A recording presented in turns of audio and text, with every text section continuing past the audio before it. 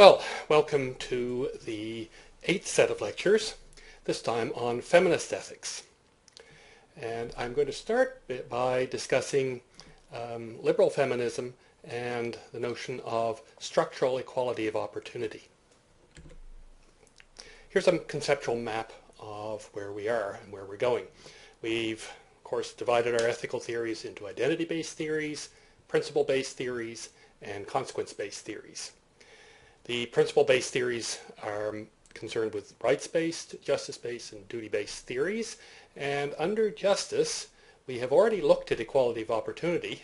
We've looked at what I've called formal equality of opportunity.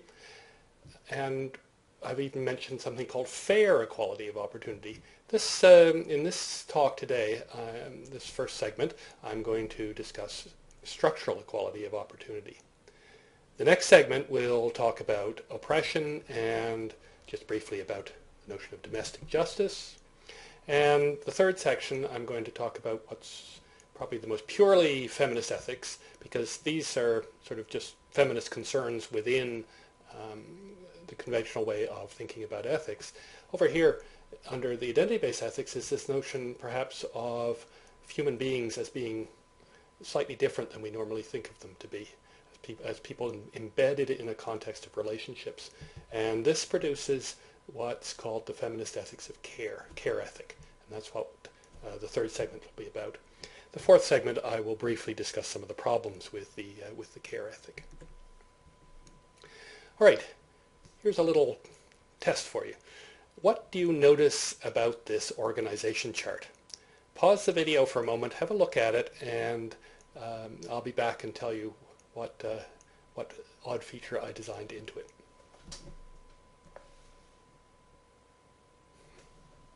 Okay, did you see what's perhaps unfair about this? The thing is that all of the women's names, the conventionally women's names, are down here, right, in the organization chart, and one up here. And all of the men's names are up here in the higher echelons of the organization. Bob's the CEO, Fred's the VP, Nancy's a secretary, Eve's a bookkeeper, etc., etc. Okay, so this is an example of something has gone wrong here, something unfair on a gender-based notion, any notion of justice that thinks gender is not a morally relevant factor. Well, how did this come about? Well, it could have come about as a matter of legal rights. It could have been the case, maybe once upon a time, that men and women did not have the equal legal right to apply for the jobs, various jobs in question. Maybe the prejudices of the higher managers were such that they didn't think a woman should be allowed to have higher management jobs. This is the criticism of that is the notion of formal equality of opportunity. That chart violates formal equality of opportunity if it did not allow people to apply for those jobs regardless of their gender. The promotion in an organization should be gender neutral. Men and women have an equal right to apply for all positions, and on top of that, the distribution of benefits to those positions should respect something like equal pay for work of equal value, if that's possible. Okay? Another reason we might have got that unfair organization chart is because of the backgrounds of the people that applied for the jobs. Perhaps that our organization chart was set up at a time when women were not able to go to business school and get the qualifications to become vice presidents of production or whatever. Maybe women, for whatever reason, were encouraged to become typists or whatever, and then they ended up being in the secretarial position. The notion of fair equality of opportunity requires that both that there be formal equality, that everybody have the right, irrespective of their gender, to apply for jobs, and that society supplies the educational resources, etc., training necessary for people to compete for those positions. So it's both legal equality and quality of background, let's say. there still might be another reason why that chart ended up like it did. And that would be because there was not structural equality of opportunity. This notion here, structural. I guess I've made up that term, but it captures the idea that something about the design of positions may prevent women from fulfilling them.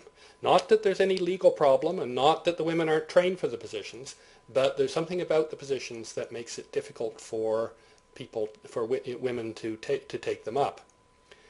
The standard and most interesting example, perhaps, is that even though people set these positions up, they don't intend to discriminate against women, they make these positions impossible for the caretakers of small children to occupy them.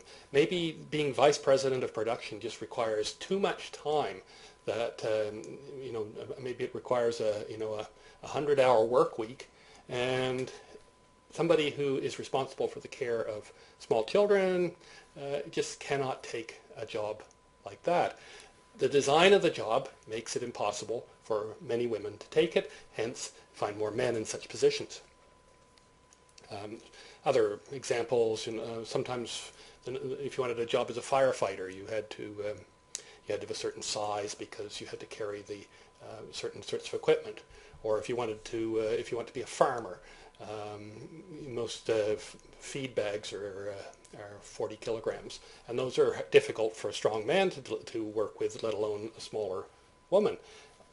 And there are such things as 25 kilogram bags, and if feed was always packed in 25 kilogram bags, then it would be entirely possible for women to occupy the role of farmer or herdsman. Okay, stop the video and think about the following. Which is the best example of, I've asked about structural equality of opportunity out of these below?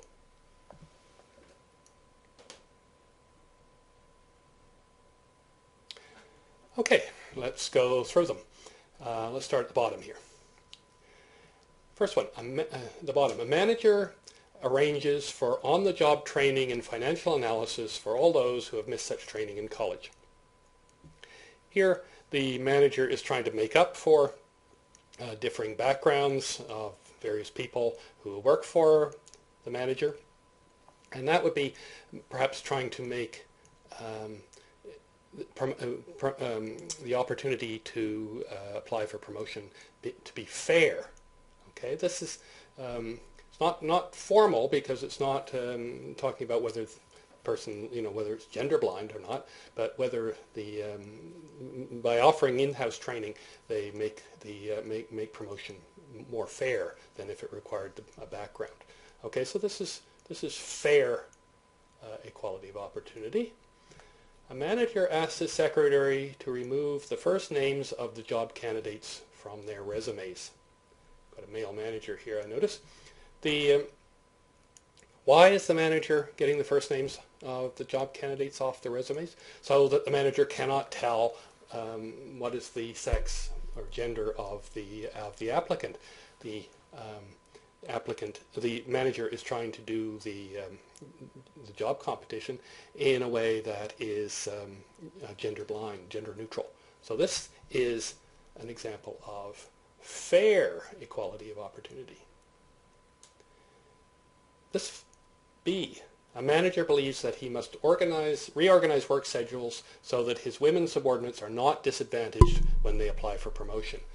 Well, here we have probably an example of trying to implement structural equality of opportunity, because by reorganizing the work schedules in ways that, let's say, accommodate the lives of the women and their caring for their children, the manager is allowing a certain sort of equality of opportunity for promotion, but it's structural because it's built into the definitions of the jobs. So the answer here is probably B. Now, as I always say, you should look at them all because we're asking for the best, but and this answer here is just misleading. Drawing on her experiences providing care to people dependent on her, a manager believes that she should pay careful attention to the needs of each of her subordinates and the context of their lives and work. That's actually an example of the care ethic, as you will see in a little while. All right, so that's a brief introduction to the notion of formal, fair, and structural equality of opportunity. I'll see you for the next segment in a few minutes.